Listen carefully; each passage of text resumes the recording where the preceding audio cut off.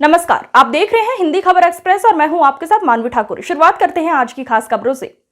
संत कबीर नगर में चौरसिया समाज प्रत्येक संसदीय क्षेत्र में समाजवादी पार्टी के प्रत्याशियों को जिताने के लिए काम कर रहे हैं। वहीं चौरसिया महासभा के पदाधिकारियों ने रविवार को ये दावा किया।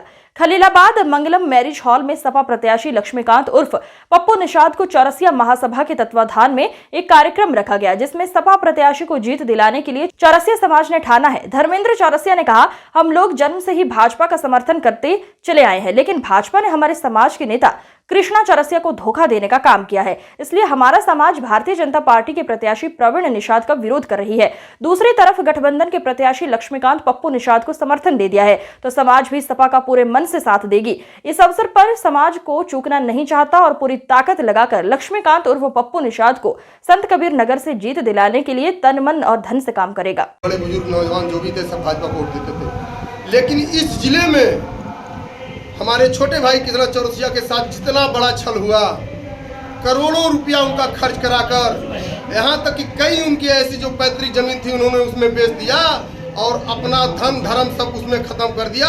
उसके बाद इन्होंने इतना बड़ा छल किया। आज हमारे बड़े बुजुर्ग नौजवान साथी जो भी है, जो निर्णय लिए हैं, जिस भी दल का निर्णय लिए हैं, मैं उनके साथ हूँ, उनका समर्थन करूँगा और उनके साथ दिन रात चलने का काम करूँगा।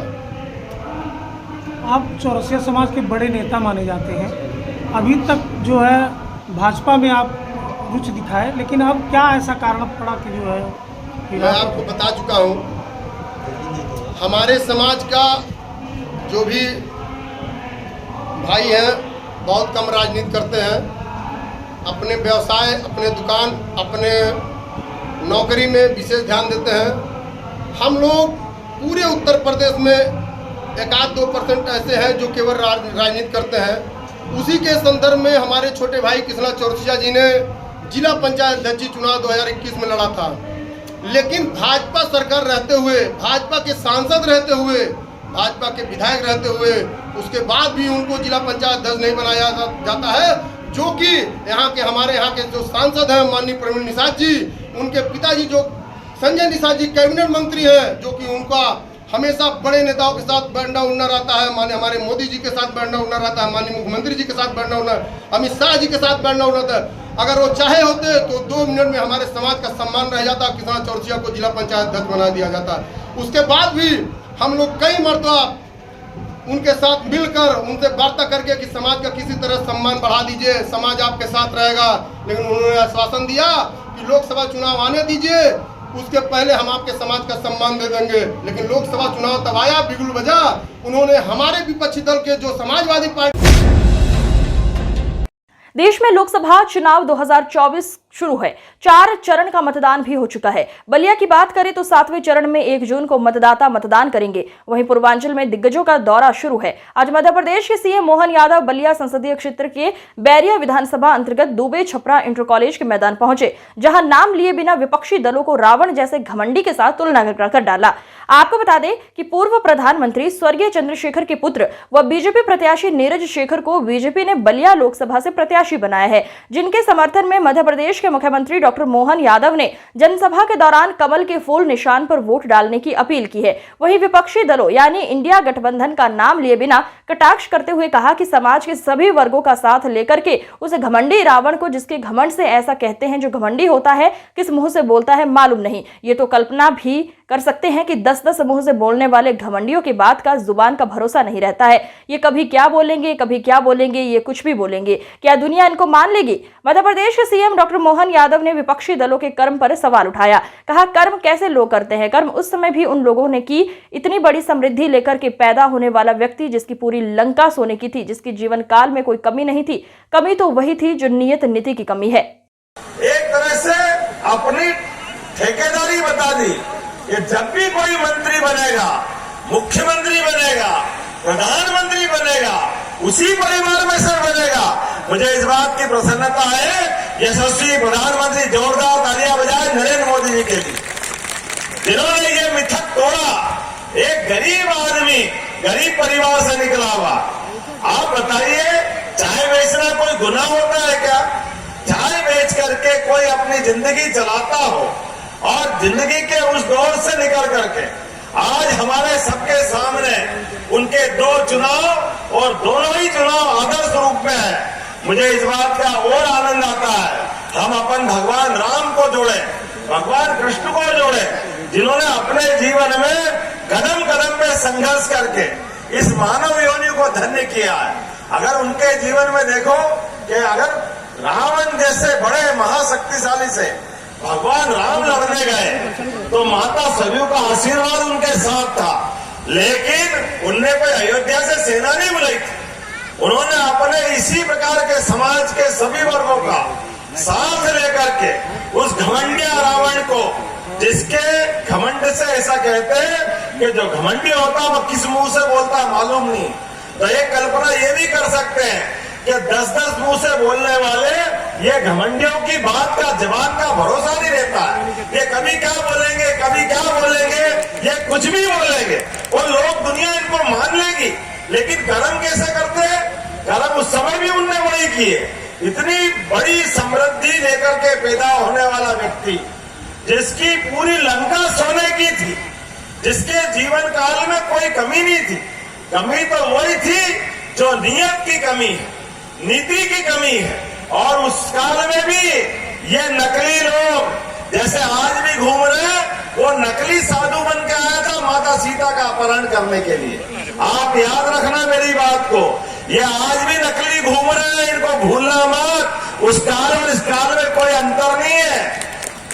इनकी हिम्मत नहीं होती असली रूप में आकर के वोट मांगने की। वो उस समय भी गलती कर दी समाज के माध्यम से माता सीता ने, कि लक्ष्मण रेखा खींची थी भाई लक्ष्मण ने, कि माता से कहा था माता इस रेखा के बाहर मत आना, लेकिन समाज भोला होता है। ऐसे सीता माता भी भोली थी, वो झांसे में आ गई, अरे सामने भिखारी नहीं है साधु है, लेकिन नकली साधु था, उसने अपना कर्म दिखाया। ये तो माता भिक्षा देने गई और उनने अपना कर्म करते हुए अपहरण करके लिया है। मुझे इस बात की प्रसन्नता है, समाज साथ देता है। उस घमंडी रावण को भगवान राम ने लंका पार करके पूरी लंका भी जलाई और रावण का घमंड भी तोड़ा।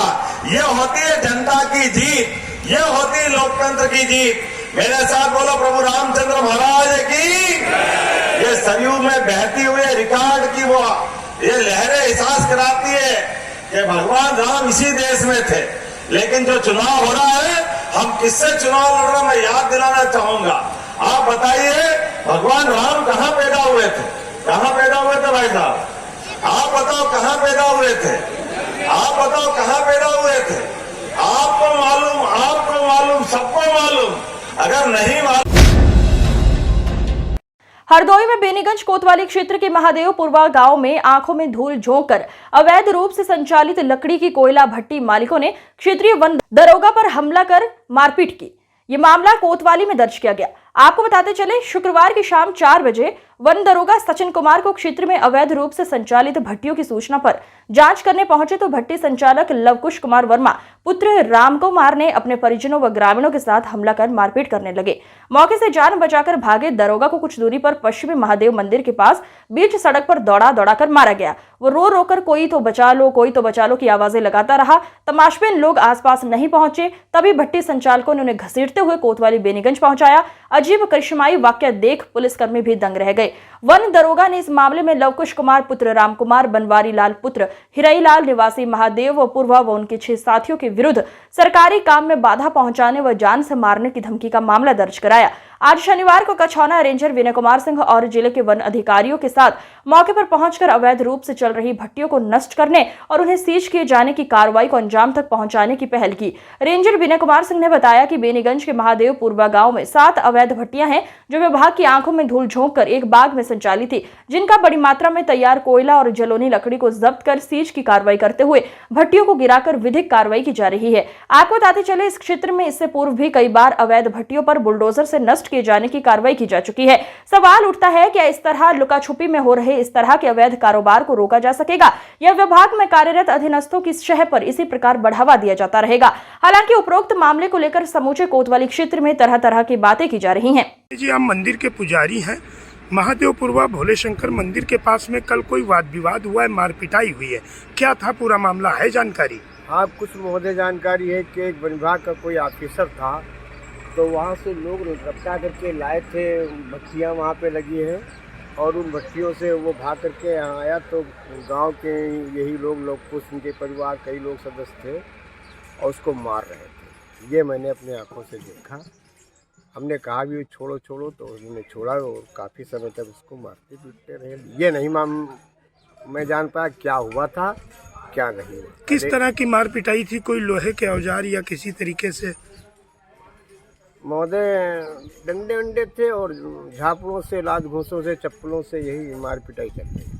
क्यों मारा जा रहा था ये नहीं मालूम? ये महोदय मुझे नहीं। कितने बजे की घटना होगी? ये घटना लगभग वही बजा होगा 3-4 बजा होगा, शाम के 3-4 बजे। हाँ, 4 बजे। उसके बाद क्या हुआ? उसके बाद तो हमने देखा कि उस ऑफिसर को टांग करके कहीं इधर ले करके कहीं थाने में ले गए। जो लोग मार रहे थे वही उसको टांग करके ले गए? हाँ, वही लोग साथ थे ही। सर, ये वन दरोगा से मारपीट का क्या है पूरा मामला बताएं, क्या कार्रवाई हुई है और आगे क्या कार्रवाई होगी? जी, कल हमारे वन दरोगा बेनीगंज के जो सचिन जी हैं वो आए थे और उनको कहीं से सूचना मिली थी कि यहाँ पे अवैध कोयला भट्टियों का संचालन हो रहा है। लवकुश एक हैं उनके द्वारा, तो उनसे पूछताछ की गई, तो उसके बाद वो और उनके साथी उन्होंने अचानक से हमला कर दिया। तो लगभग 6-7 लोग थे और पूरा गांव तमाशबीनों की तरह तमाशा देख रहा था। काफ़ी देर तक बहुत ज़्यादा मारपीट करने के बाद में कुछ लोगों ने उनको बचाया, तब उनकी जान बच पाई और उनका इरादा शायद उनको जान से मारने का था। काफ़ी लोग यहाँ पे सक्रिय हैं जो अवैध तरीके से काम करते हैं, कोयला भट्टी या अवैध कटान, तो उनके खिलाफ हमारी एक मुहिम चल रही है। उसी के तहत हमने नवीन तैनाती इनकी हुई है और इनके साथ किया गया। फिर हम लोगों ने कल शाम को कोतवाली जाकर कोतवाल जी से मिले थे, बेनीगंज कोतवाल से, और FIR दर्ज की गई है विभिन्न धाराओं में और कार्रवाई जारी है।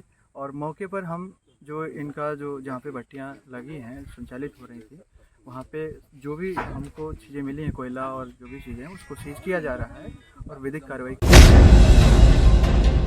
सिद्धार्थनगर जिले में 6वें चरण में मतदान होना है, जिसके चलते लगातार प्रत्याशियों के समर्थन में जनसभा आयोजित की जा रही है। इसी क्रम में आज इटवा विधानसभा क्षेत्र के गोन्हा में लोकसभा डुमरियागंज सीट से बीजेपी प्रत्याशी जगदम्बिका पाल के समर्थन में आयोजित जनसभा में यूपी सरकार के मत्स्य मंत्री डॉक्टर संजय निषाद व असीम अरुण पहुंचे और जनसभा को संबोधित किया। इस अवसर पर मीडिया से बात करते हुए उन्होंने अखिलेश यादव के बयान पर 140 सीटों पर पलटवार करते हुए कहा कि अखिलेश व राहुल गांधी जो बोलते हैं उसका उल्टा ही होता है। आप 2014 से अब तक का देख लीजिए। हम लोग आज जगदम्बिका पाल जी को फिर से सदन में पहुंचाने की जिम्मेदारी लिया है। हमारी आबादी बहुत अधिक है, 18% है। 18% निषाद हैं, हम मछुआरों का नेतृत्व करते हैं। अति पिछड़ी जातियों, जातियों, दलितों के साथ हम हमारे मंत्री जी आए हुए असीम अरुण जी, और ये आज के दिन में इनकी व्यवस्था रही है कि थाने में पहले जाते थे तो सब अपमानित होकर आते थे, चाहे कोई जात होता था, लेकिन आज इन्होंने कैमरा लगवा दिया हर थाने में। अब सारे लोग सम्मान सहित पूजे जाते हैं। ये हमारी सरकार है। 80 करोड़ लोगों को अनाज दे रहे हैं, 80 करोड़ लोग खाना खा रहे हैं। वो जो खाना खा रहा है वो कमल फुला रहा है, कमल भोजन दे रहा है तो कमल को खिला रहे हैं, उनका इलाज करा रहे हैं, उनका मकान दे रहे हैं, देश को विकसित कर रहे हैं। अर्थव्यवस्था में हम 5वें नंबर पर आ गए। तो आज के दिन में वो जो सोना ब्रिटेन में गिरवी रखा जाता था पिछली सरकारों से, आज ब्रिटेन हमारे यहाँ सोना गिरवी रख रहा है। ये बहुत बड़ी बात है। भारत फिर विश्वगुरु बन रहा है। ये राष्ट्र का चुनाव है, देश का चुनाव है। यहाँ ये पहले तलवार वाले त्यौहार मनाते थे, अब जो है व्यवहार वाले त्यौहार मनाते हैं। तो तलवार वाले समझ रहे हैं कि जिसकी पिछली सरकारों में तलवार के साथ जो है त्यौहार मनता था, अब मोदी आ गए, योगी आ गए, तो व्यवहार के साथ सब धर्म के लोग अपना काम कर रहे हैं। आज राम मंदिर बन गया, निषाद राज किला बन रहा है, इनके लिए योजनाएं हैं। हमारे निषादों पर डाका डालते रहे, वोट इनको पौवा पिला के झगुआ भर वोट लेते रहे। अब पार्टी बना ली है निषाद पार्टी, भारतीय जनता पार्टी के साथ है। कि बार एनडीए गठबंधन 140 सीटें भी नहीं जीत पाएगा। हम उन्हें बधाई देते हैं, अखिलेश जी को और राहुल जी को, कि जो कहते हैं उसे उल्टा ही होता है 2014 से लेके अब तक। और हम जो कहते हैं मोदी गारंटी होता है और आगे भी होगा। संकल्प बोल रही कि अगर ईवीएम ठीक रही तो बीजेपी सत्ता से बाहर होगी। अब बहन जी को मैं बधाई दूंगा, कम से कम जीतती हैं तुम नहीं कहती हैं ईवीएम खराब है, और जब हार जाती हैं तो ईवीएम का ठिकरा फोड़ती हैं। 5 किलो राशन को लेकर विपक्ष घेर रहा था, आज 10 किलो अरे राशन देने की बात कर रहे हम कह रहे कि काहे दे रहा है, हम कह रहे पहले क्यों नहीं दिया, यही अनाज गोदामों में सड़ रहा है, गरीब भूखों मर रहा है। अब गरीब जाग गए हैं, अब सपा बसपा कांग्रेस मर रही है। शराबी पति ने फावड़े से की पत्नी की निर्मम हत्या। शराबी पति ने नशे में पत्नी को उतारा मौत के घाट। नशे की हालत में फावड़े के सिर पर वार कर पत्नी की हत्या की गई। घर के अंदर लहूलुहान अवस्था में पड़ा मिला शव। हत्या करने के बाद रात भर पत्नी के शव के पास ही बैठा रहा आरोपी पति। पुलिस ने आरोपी पति को हिरासत में लिया। पिलखुआ कोतवाली के गांव अनवरपुर की घटना। भाई साहब, आज मैं नगेंद्र सिंह तोमर हूँ। क्या मामला हुआ आज यहाँ पे? एक्चुअली क्या है, मियाँ बीवी थे। इसका पति जो है वो शराब का आदि, नशे का आदि था, और ये बेचारी मजदूरी करके पेट पालती थी, इसे पालती थी, खुद भी अपना पालन पोषण करती, अपनी एक सास है उसको, एक नंदा उसको करती थी। रात 11 बजे करीब ये आया और वो आगाहारी थकी सो गई, तो इसने सोते हुए को फावले से उसे मार दिया, और मार के इसके घास के धोरे बैठा रहा। रात को यहीं सोया है। सुबह जब पुलिस वगैरह आ गई तो पुलिस के सामने भी करा हाँ मैंने मारी है। मैंने उससे पता करा किसने मारी, बोले मैं नहीं मारी है। क्यों मारी, बोले जी गलती हो गई, इसके चरित्र सका। ये कहानी थी। आज की खबरों में बस इतना ही। देखते रहिए हिंदी खबर एक्सप्रेस। नमस्कार।